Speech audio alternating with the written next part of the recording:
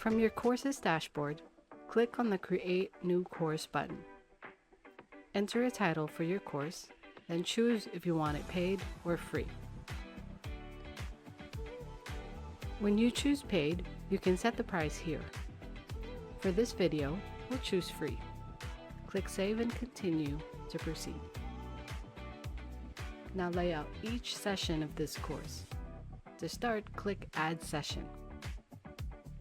Enter a title for this session, then choose if this session is going to be live or on demand.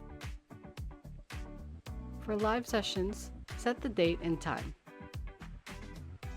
For on-demand sessions, click Add Video File to choose a video from your media library or upload a new one.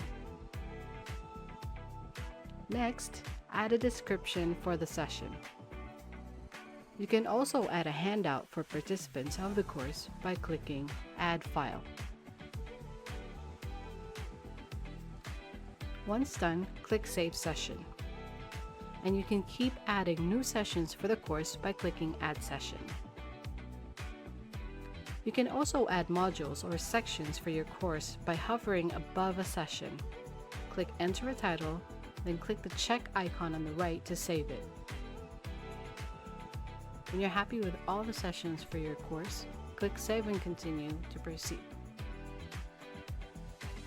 Next is customizing your registration page.